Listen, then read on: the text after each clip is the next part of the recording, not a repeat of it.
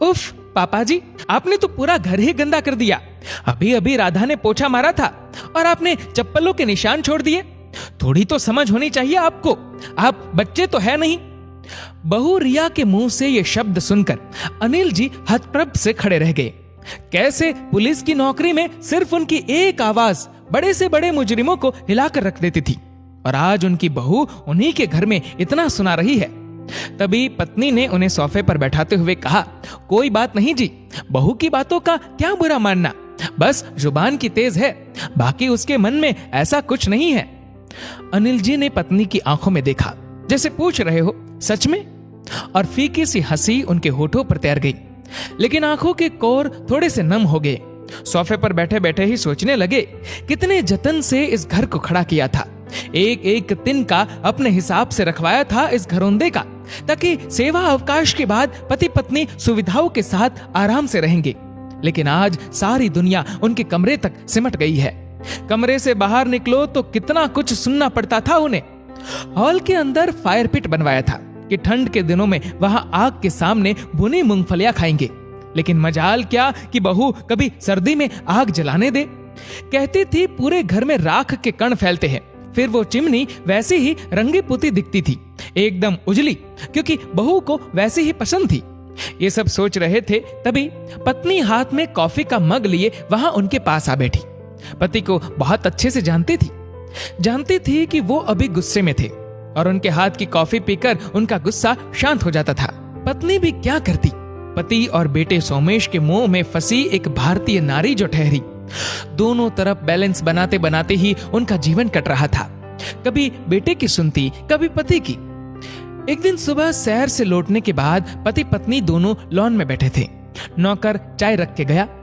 2 की जगह 3 चाय का कप उन्हें थोड़ा अटपटा लगा, क्योंकि उनके अलावा चाय सिर्फ सोमेश पीता था, और वो उनके साथ कभी चाय नहीं पीता था।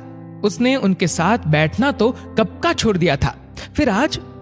तभी सोमेश वहां आ बैठा, साथ में चाय पीने लगा, लेकिन अजीब सी चुप्पी। ये वही सोमेश है जो छोटा था तो उसकी बातें खत्म ही नहीं होती थी।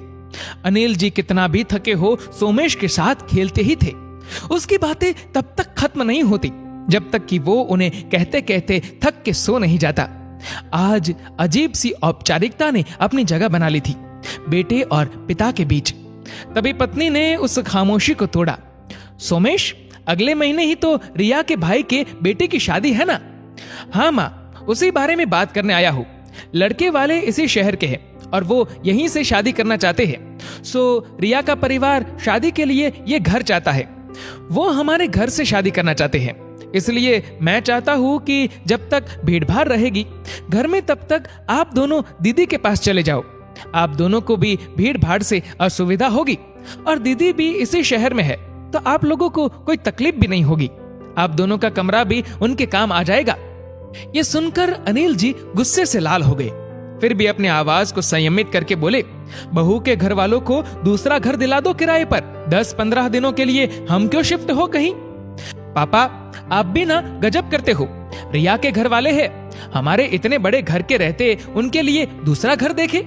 अब रिया ने उनसे कह भी दिया है, अब आप लोग अपना देख लो, वो यहीं आएंगे। कहकर सोमेश एकदम से अंदर चला गया। अंदर से बहू रिया की आवाज भी आने लगी। लग रहा था कि वो सब कुछ सुन रही थी और उसे अनिल जी की बात शायद अच्छी नहीं लगी थी। आज पत्नी की आंखों से आंसू बह रहे थे और अनिल जी ने उन्हें अपना कंधा दिया, जैसे कह रहे थे कि अभी मैं हूं, सब कुछ ठीक कर दूंगा। दूसरे दिन शाम अनिल जी शहर से आए तो पत्नी ने बताया कि बेटा बहू और बच्चों के साथ छुट्टी बिताने अपने ससुराल गया। और बिना बताए अनिल जी मुस्कुराने लगे और बोले, देख पगली, यही बच्चे होते जिनके लिए तू मुझसे लड़ती थी, जिनके लिए जाने कितनी रातें हमने जाग के बिता दी। आज वो हमारे घर से हमें ही जाने को कह रहे हैं। कोई बात नहीं, मैं भी इनका बाप हूं, कहकर अंदर चले गए।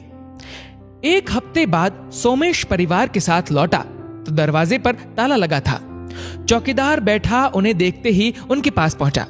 एक चाबी सोमेश के हाथों में दी और एक चिट्ठी भी। चिट्ठी खोलकर पढ़ने लगा। वो खत अनिल जी का था, जो सोमेश के नाम। सोमेश, मैं और तुम्हारी माँ रामेश्वरम जा रहे हैं, 1 महीने के बाद लौटेंगे। ये जो चाबी है तुम्हारे हाथ में, वो घर की चाबी नहीं है, वो एक दूसरे फ्लैट की चाबी है जिसमें तुम सभी का सामान रखवा दिया है। वो फ्लैट मैंने बहुत पहले खरीदा था, तुम्हें नहीं बताया था। पॉश इलाके में है, तुम लोगों के लिए अच्छा है। अगर अच्छा ना लगे तो अपने हिसाब से घर ले लेना। रही बात इस घर की, तो ये घर मेरा और तुम्हारी माँ का है और हमारा ही रहेगा। इसमें से हमें कोई नहीं निकाल सकता। अभी तक सब कुछ बर्दाश्त करता रहा था क्योंकि तुम्हारी माँ खुश रहे, लेकिन अब तुम्हारी बातों से उसकी आंखों में आंसू आए, ये मैं बर्दाश्त नहीं कर सकता। ये हमारा सपनों का घर है जिसमें हम अपने बच्चों और नाती पोतों के साथ रहना चाहते थे, लेकिन शायद ईश्वर को यह मंजूर नहीं था और तुम लोगों को हमारा साथ पसंद नहीं था।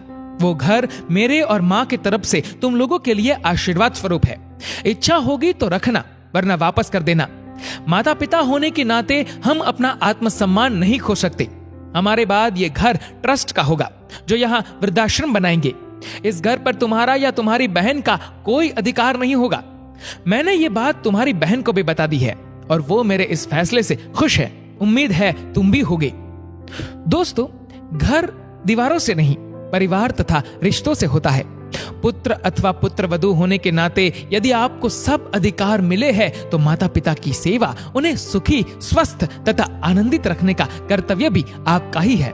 दोस्तों, अनिल जी के इस फैसले पर आपकी क्या राय है, नीचे कमेंट करके जरूर बताएगा। और अगर आपको वीडियो अच्छा लगा हो तो इस वीडियो को लाइक करेगा, शेयर करेगा ज्यादा से ज्यादा लोगों तक, और ऐसे ही और भी इंस्पिरेशनल वीडियोस के लिए सब्सक्राइब करें हमारे यूट्यूब चैनल को और फेसबुक पर फॉलो करें हमारे पेज को। धन्यवाद।